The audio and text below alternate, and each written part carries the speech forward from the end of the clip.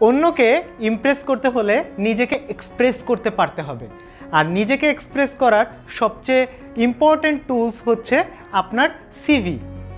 আপনি নিজে জীবনেও সেসব জায়গায় যেতে পারবেন না যেখানে কিনা আপনার সিভি যেতে পারবে। আর আপনার সিভিটি যদি হয় আকর্ষণীয়, আপনার সিভিটি যদি হয় সাবলীল ভাষায় লেখা, আপনার সিভিটি যদি হয় অ্যাচিভমেন্ট বেসড, তাহলে আপনার সিভি পারে আপনাকে আপনার কাঙ্ক্ষিত জব পর্যন্ত পৌঁছে দিতে।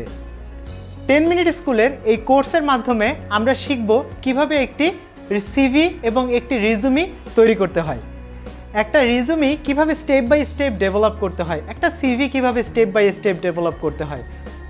আচ্ছা, সিভি এবং রিজুমি বলাতে আবার অনেকের হয়তো খটকা লেগে যাচ্ছে।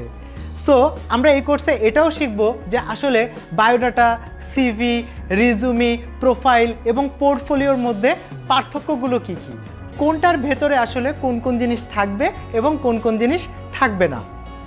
রেজুমি রাইটিংয়ে যখন আমরা আরও ডিটেইলে যাব তখন আমরা দেখব একটা ফ্রেশার রেজুমি কিভাবে তৈরি করতে হয়, আবার দেখব এক্সপেরিয়েন্সড মানুষের জন্য কিভাবে রেজুমি তৈরি করতে হয়।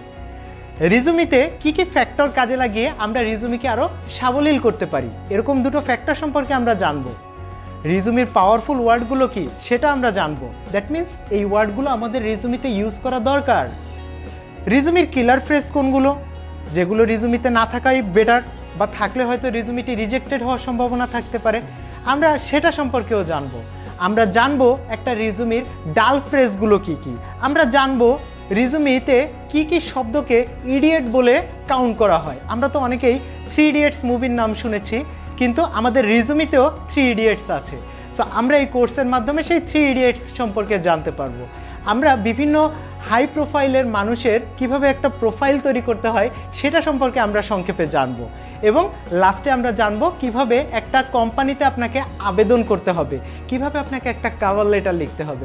সো এই সব কিছু মিলিয়ে কিভাবে আপনাকে একটা রিজুমি তৈরি করতে হয়, কিভাবে কভার লেটার তৈরি করতে হয়, এটাকেই টোটালটাকে আমরা এই কোর্সের মাধ্যমে স্টেপ বাই স্টেপ আপনাদের সামনে দেখাবো।